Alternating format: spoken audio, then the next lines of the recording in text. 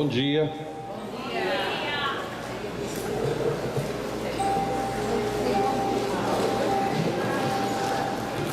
Hoje é dia 5 de abril de 2017, mais uma quarta-feira de bons trabalhos aqui no Lar Espírita Alvorada Nova, Leã.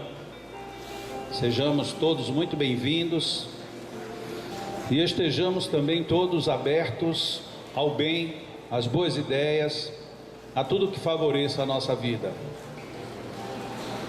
Vamos iniciar com a leitura de uma história do livro Frases, Dicas e Histórias Maravilhosas, número 13, e a história se chama Deus Nunca Se Engana. A história é curta e é a seguinte: há uma igreja nos Estados Unidos chamada Almighty God Tabernacle, que quer dizer Tabernáculo de Deus Todo-Poderoso. Num sábado à noite, o pastor dessa igreja ficou trabalhando até mais tarde e decidiu chamar sua esposa por telefone antes de voltar para casa. Era por volta de 22 horas. A esposa não atendeu ao telefone, apesar do pastor deixar tocar várias vezes. Ele pensou que sua esposa estivesse ocupada e continuou a fazer mais algumas coisas. Mais tarde, ele tentou de novo e sua esposa atendeu de imediato. E perguntou por que ela não havia atendido antes, e ela disse que o telefone sequer havia tocado. O pastor ficou bravo, esquecendo-se de que deveria ser um marido compreensivo. Parece que essa parte da história é bem comum. Na segunda-feira seguinte, o pastor recebeu um telefonema no escritório da igreja do número que ele havia discado no sábado à noite. O homem com quem falara queria saber o porquê de o pastor ter ligado para ele no sábado. O pastor não entendeu o que aquele homem estava dizendo, então o homem completou: o meu telefone tocou, mas eu não respondi. Foi aí que o pastor lembrou-se do engano e se desculpou por perturbá-lo, explicando que havia tentado falar com a esposa. Certamente teria discado o número equivocado. O homem respondeu: tudo bem, deixe-me lhe contar minha história. Eu estava planejando me suicidar no sábado à noite. Antes, porém, eu orei dizendo: Deus, se tu existes, dá-me um sinal agora. Naquele momento o telefone começou a tocar. Eu olhei para o identificador de chamadas e lá estava escrito Almighty God, Deus Todo-Poderoso, que era o nome da igreja. E eu fiquei com medo de atender. E lógico, não me matei. Nem sempre podemos saber a importância de um telefonema ou e-mail enviado a um amigo ou até por engano a alguma pessoa. Não se chateie se de repente perceber que o fez por engano, pois Deus nunca se engana. É uma reflexão bem interessante, né? Primeiro aquela parte onde eu parei, né?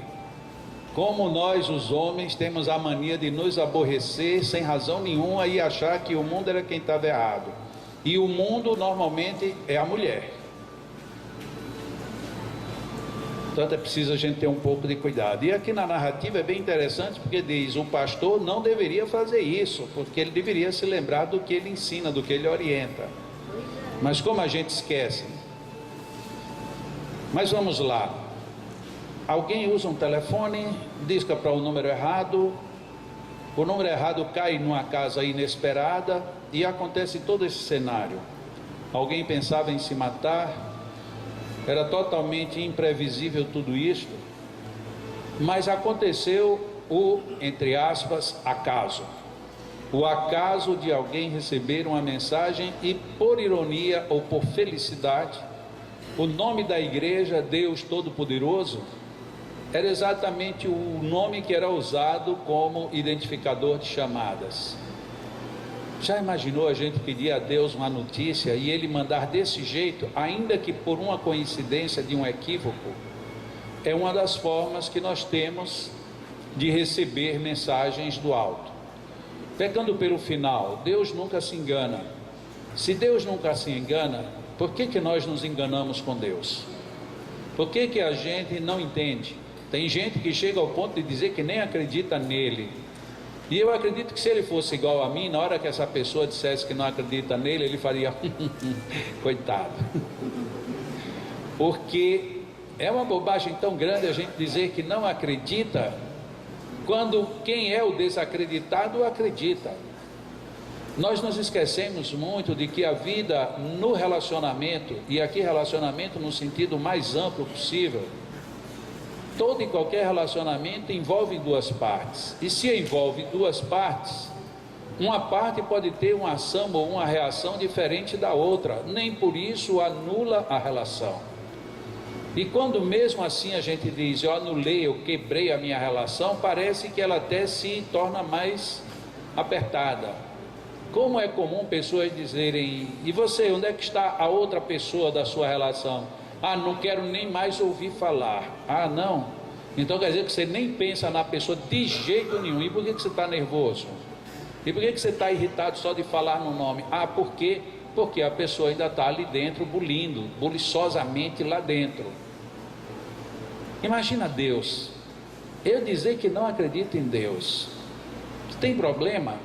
Não, não tem. Para Deus não tem nenhum problema, porque Ele acredita na gente. O problema quando eu não acredito é porque eu é quem fico sem a parte que poderia ser interessante na minha vida. Ah, mas não é assim, Deus não é desse jeito. Ontem à noite eu fui fazer uma palestra no Grupo Espírita Irmãos Unidos, lá em Nova Descoberta, e o tema era as causas primárias. E as causas primárias é a primeira parte do Livro dos Espíritos. E na primeira parte do Livro dos Espíritos, para quem já leu e que se lembra, a primeira questão é o que é Deus, e logo em seguida Allan Kardec começa a derivar sobre Deus para ver se ele entendia, porque parecia que Allan Kardec também tinha dificuldades de entender a Deus. Então ele pergunta se Deus era o infinito, depois ele pergunta se Deus e inteligência é a mesma coisa, depois ele diz, então espírito e inteligência é a mesma coisa, até que os espíritos dizem, não é a mesma coisa, mas se você entender desse jeito, não tem problema. Ou seja, os próprios espíritos, eles parecem que não faziam muita questão de que a gente ficasse preso a palavras, a definições, porque na maioria das vezes a gente se perde exatamente nas definições. Pessoas que dizem, voltando ao centro, que não acreditam em Deus, a pergunta imediata que deve vir junto é, mas que Deus é que você não acredita? Porque normalmente quando eu digo que não acredito em Deus, eu não acredito num modelo que eu absorvi e que foi dado ao nome desse modelo, Deus. Porque o Deus, sendo a inteligência suprema, ou ainda quando a gente pega a segunda parte da definição dos espíritos, sendo a causa primária de tudo, independente da minha crença ou não, eu vim de lá. E ainda que a pessoa diga, não, mas isso, a matéria se explica com a própria matéria. Qualquer pessoa de médio conhecimento sabe que isso não é verdadeiro. Mas ainda que a gente considerasse como tal, haveria uma matéria elementar básica. E essa matéria elementar básica, se ela é quem era o pródromo, se ela era quem era a origem de tudo, então aí estaria consignado uma figura superlativa, porque se parte de um ponto e esse ponto foi dele que nós viemos. Mas é óbvio que dentro dos próprios axiomas da ciência, nós iríamos perguntar, sim, mas se tudo veio de um ponto, e quem foi que fez esse ponto? De onde se originou o ponto? Então, sobre quaisquer aspectos, a gente sempre voltaria para uma definição primordial que nos escapa, mas que todavia guarda uma referência muito grande, a da inteligência, a da suprema sabedoria, porque senão, imaginemos o mundo tendo vindo fruto de uma grande explosão, ou ainda que tenha sido de milhões de explosões, como é que essas explosões conseguiram situar o planeta Terra nesse padrão em que ele funciona, em que tudo funciona de uma maneira perfeitamente equilibrada? A gente não pode ter um aumento de temperatura global muito grande, também não pode ter uma perda de temperatura muito grande. Mas nós mesmos, como indivíduos, nós temos alterações, e essas alterações são significativas. E nessa significação elas indicam determinadas ocorrências dentro do nosso universo pessoal. Por exemplo, se nós estamos com 36,5 de temperatura, estamos muito bem. Se aumentar 1 grau, nós vamos para 37,5, já é um estado febril. Se aumentar 2 graus, nós entraremos numa situação de perigo. Se aumentar mais 1 grau, a gente já pode morrer a partir daí. Então, a diferença de 3 graus no nosso corpo pode ser crucial. Se de 36,5 baixar 1, a gente já está pertinho da morte. Se baixar mais 1, a gente já foi. Então, o nosso próprio corpo, a nossa casa pessoal, ela tem um limite muito estreito. Se a gente pegar esse mesmo limite e colocar no planeta, a gente vai ter uma decepção muito grande. Porque se a gente pegar o nosso planeta e colocar 3 graus a mais, vamos morrer todos ou inundados ou tostados, das duas uma. Se diminuir 3 graus, nós definitivamente vamos morrer todos congelados. Então, se nós temos vida há pelo menos há 6.000 anos, significa dizer que faz 6.000 anos que o planeta Terra está dentro de um sistema muito bem equilibrado. Ora, se a Terra está tão equilibrada, solta num espaço que quando a gente olha cosmologicamente a Terra é menos do que um pó de poeira, e apesar disso esse pó de poeira está tão equilibrado de um jeito que a vida permanece aqui por milênios e ainda há previsão de permanecer por muitos mais milênios à frente, quem foi o gênio que colocou a Terra neste padrão? Quem é que teve essa sabedoria de, depois de uma grande explosão, há bilhões de anos atrás, de repente coloca agora a Terra dentro desse sistema perfeito? Bom, eu não quero acreditar que foi Deus, muito bem, mas isso que você não quer acreditar que foi quem fez isso, isso é o nome que Deus recebe, só para fazer uma única referência em inteligência e em domínio de tudo.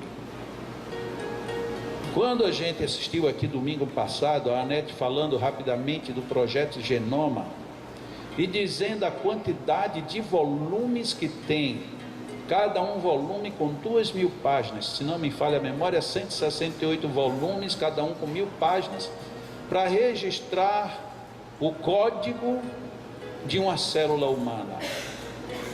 Nossa, se tudo isso em cada célula nossa, então o que é que vai ser preciso para definir toda a estrutura de código que nós temos dentro de nós? Que gênio fabuloso é esse que conseguiu elaborar todo esse esquema e simplesmente nos colocou aí soltos para viver? E se a gente agora sofistica um pouco mais o pensamento, o corpo precisa de tudo isso para ter os seus códigos, e a alma, que ainda não é mensurável e que, portanto, deve ter estruturas muito mais sofisticadas. Porque, considerando a informação da psicologia, se só o nosso inconsciente e subconsciente guardam juntos 95% da nossa capacidade intelectiva, da nossa capacidade de arquivos emocionais, então imagina se tudo isso está nessa zona de 95%, e esta zona é muitas vezes mais potente do que o que nós chamamos de corpo físico. Uau, que inteligência suprema! Porque se tivesse feito um único exemplar com tal riqueza, já seria muito soberbo em sabedoria. Mas o melhor, fez isso com todos nós. Então nós nem nos damos conta da genialidade que existe dentro de nós mesmos. E aí nos achamos gênios, muitas vezes, querendo desprezar a grande sabedoria que a tudo governa. E lembrando ainda mais um pouco do que eu coloquei ontem na palestra que fiz ontem, mas que vale a pena compartilhar. Eu já falei aqui diversas vezes que a mim me chama muito a atenção a primeira parte da primeira resposta do Livro dos Espíritos. Deus é a inteligência suprema.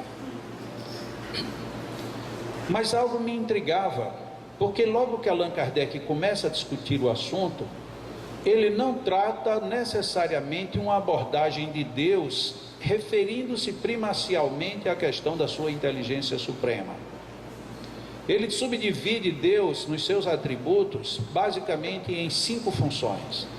Deus é único, Deus é justo, soberanamente bom, imortal e... minha memória agora me falha. São 5. Mas ele não tira nenhum item específico para falar da inteligência de Deus. Aquilo me incomodava, porque a mim me chama tanta atenção a inteligência divina. Como é que Allan Kardec deixou passar isto? E exatamente ontem, enquanto eu preparava a palestra, esse assunto voltou à minha cabeça. Eu digo, meu Deus, como é que Allan Kardec não pontuou isso com mais ênfase? E então eu digo, eu vou procurar numa outra obra.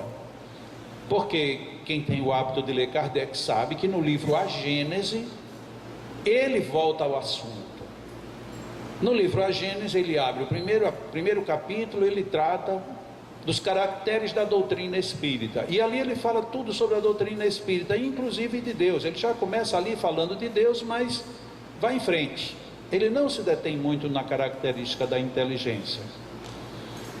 Quando ele entra no 2º capítulo de A Gênese, aí ele vai tratar de novo de Deus, agora sim objetivamente.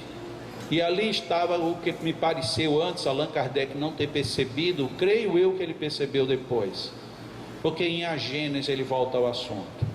E no item 9 do 2º capítulo de A Gênese, ele coloca Deus com a sua inteligência a administrar tudo. Ele vai especificamente, Deus é a inteligência suprema. E ali Allan Kardec fecha aquilo que para mim faltava lá no Livro dos Espíritos. Mas ele era tão seguro, Allan Kardec, que ele adianta e aí ele repete todos os outros que estão no Livro dos Espíritos, ou seja, todos os outros predicados que são atribuídos a Deus. E quando ele chega no item 15, ele coloca mais um atributo que não tem no Livro dos Espíritos. Deus é soberanamente perfeito. E aí a gente vê que ele usou agora na Gênese todo um sistema de deixar totalmente fechado a compreensão da primeira pergunta do Livro dos Espíritos.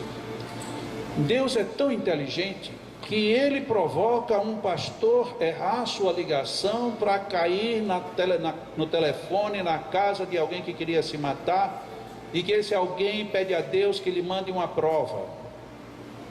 Lógico que quem não acredita em nada disso vai dizer coincidência ou história inventada.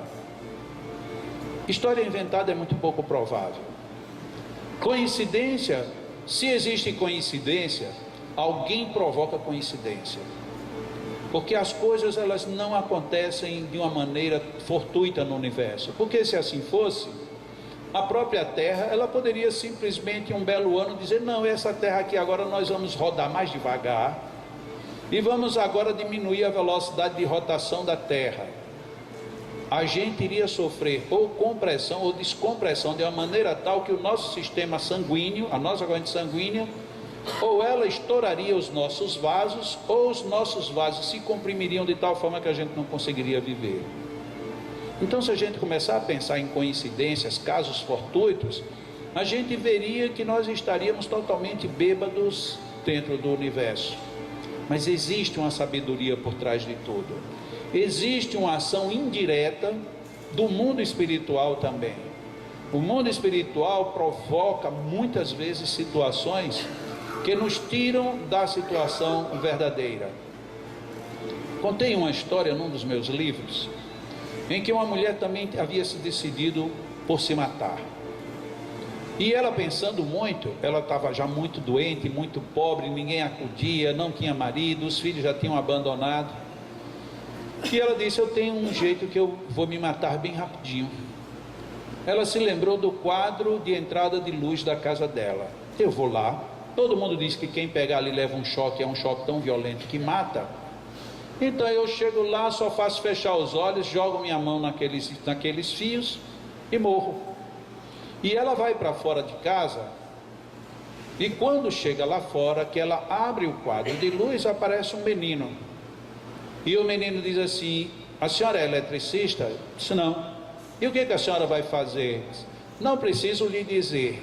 Bom, se a senhora não precisa me dizer, a senhora também não precisa fazer, porque a senhora não é eletricista. Então é melhor a senhora sair daí. E a mulher se incomoda com o menino e começa a brigar com o menino.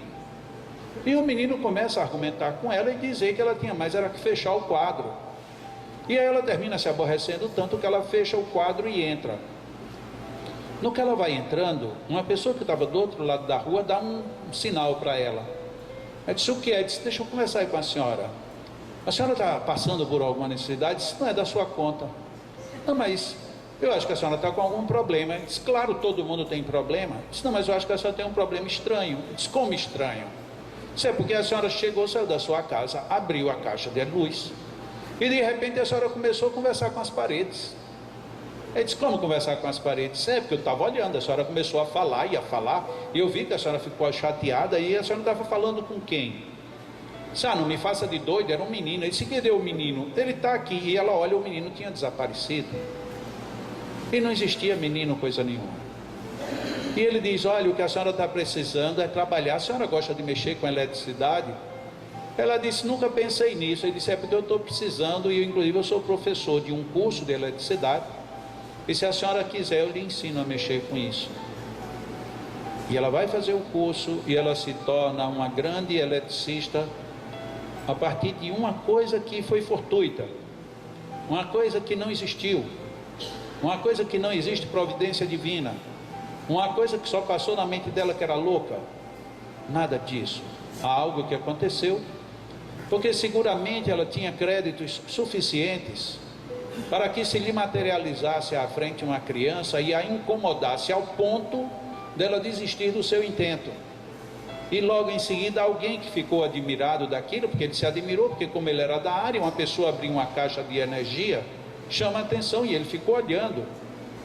E aí ele vai até ela e oferece para que ela aprenda, e ela aprende e ganha uma profissão e sai da crise em que estava. Mas Deus não existe. Muito bem, você não quer acreditar, não acredite. Mas aí se pergunta: e quem foi que fez aquele menino naquela hora? Foi a imaginação dela. E quem acionou a imaginação dela? E quem fez essas conexões neurais, cerebrais? Quem fez isso? Mas a pessoa quando quer se matar, ela está alucinada. E quem gerou a alucinação?